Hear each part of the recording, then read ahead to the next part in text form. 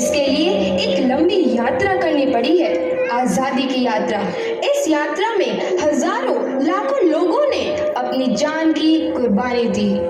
1919 जलियांवाला बाग। आज हमारी बैसाखी का दिन है, लेकिन पूरा पंजाब बैसाखी नहीं मनाएगा। हम सब बैसाखी नहीं मनाएंगे।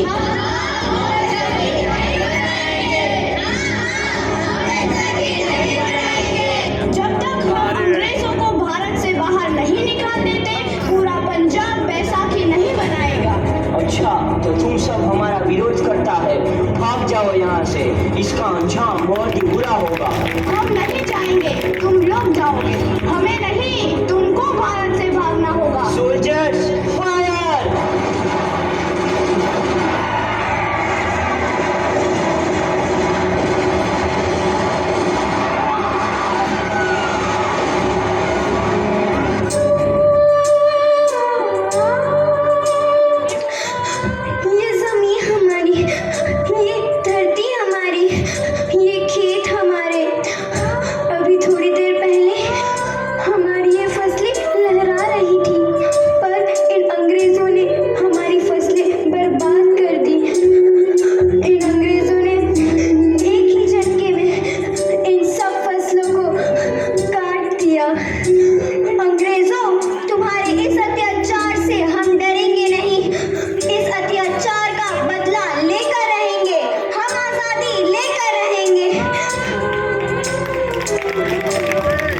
जलियांवाला बाग हर हिंदुस्तानी की आंख नम कर गया। इस कांड में कितने मासूमों की आहुति चढ़ गई, इतनी हैवानियत से इंसानियत कत्ल कर दी गई। जलियांवाला बाग के हत्याकांड ने आजादी की आग में घी देने का काम किया। मासूम औरतों, बच्चों की दर्द भरी चीखें और सिसकियां इनकलाब का गूंज बनकर उभरी। लाला लाजपत राय, भगत सिंह, राजगुरु, सुखदेव सरीखे क्रांतिकारियों ने भारत की इस जमीन से विदेशी दरिंदों को निकाल फेंकने के मंसूबे मजबूत कर लिए। 8 अप्रैल 1929 लाला लाजपत राय के नेतृत्व में साइमन कमीशन के खिलाफ एक भारी जुलूस निकाला गया।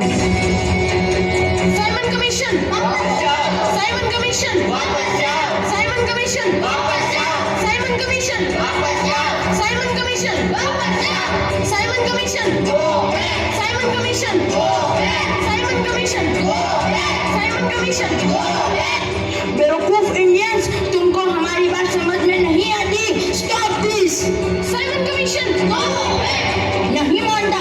आई said stop this. Lala ji, आप आगे बढ़ो, हम आपके साथ हैं। लाला जी, संघर्ष करो, हम आपके साथ हैं। लाला जी, संघर्ष करो, हम आपके साथ हैं।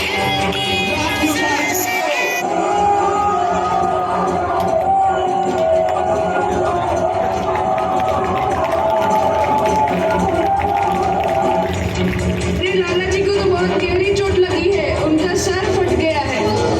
मेरे शरीर में लगी एक एक लाठी अंग्रेजी सरकार के कफन में कील का काम करेगी। ये आजादी की लड़ाई रुकनी नहीं चाहिए। ये जिम्मेदारी मैं तुम सबको सौंप कर जा रहा हूँ।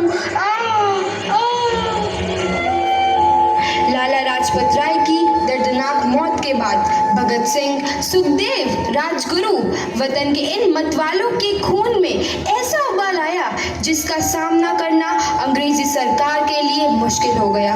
अंग्रेजों को करारा जवाब देने के लिए स्कॉट और सैंडर्स को मारने की रूपरेखा रची गई।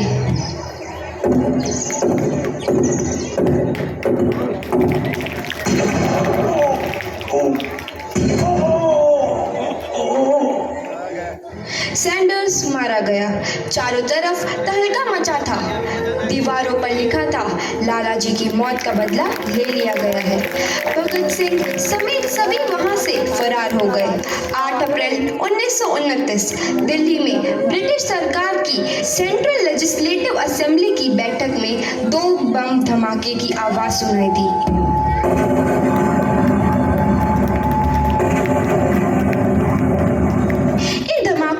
अंग्रेजी हुकूमत को हिलाकर रख दिया।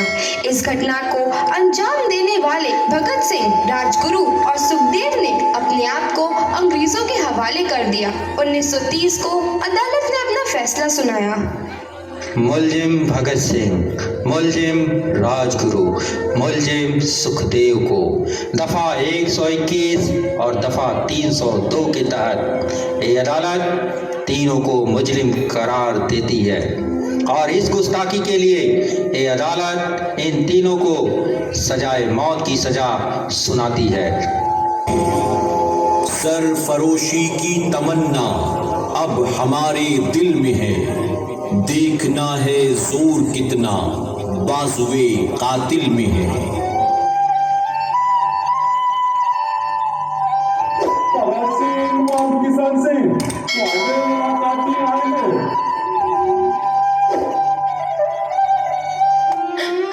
पुत्र की हाल है तेरा? मैं चंगा हूँ माँ, फिक्र करने की कोई गल नहीं। पुत्र, मेरा दिल तेरी तरह पत्थर दिल नहीं होगा। तेरी ये गला सुन के मेरा कलेजा फटे जा रहा है। माँ, मेरा दिल कोई पत्थर जैसा नहीं है, एक वतन परस्त का दिल है जो मेरे देश प्रेम के जज्बे को ताकत देता है। बेटा, मेरा लाल। माँ, आज मेरी तपस्या पूरी होने जा रही है। जे तू रोई तो मैंने तकलीफ होइया। सोच, तेरा पुत्र आज शादी करने वास्ते जा रहा है। फर्क केवल इतना है, वो घोड़ी पर नहीं फांसी पर चढ़ने वास्ते जा रहा है।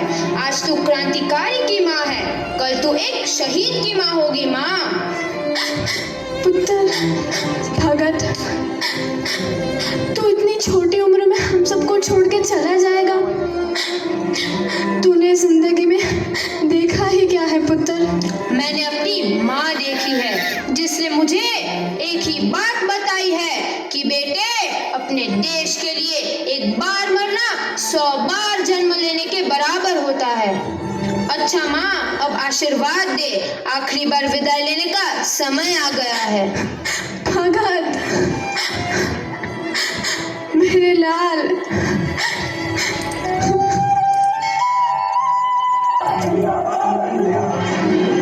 भगत सिंह, तुम्हारी कोई आखिरी ख्वाहिश? हमारे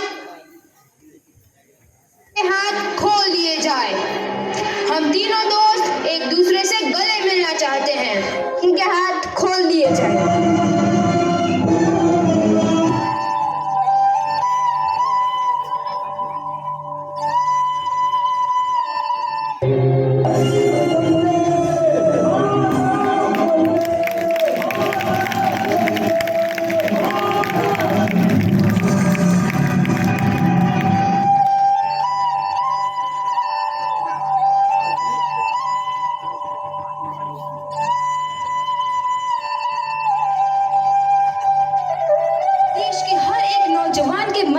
आजादी की नई उमंग हिलोरे लेने लगी।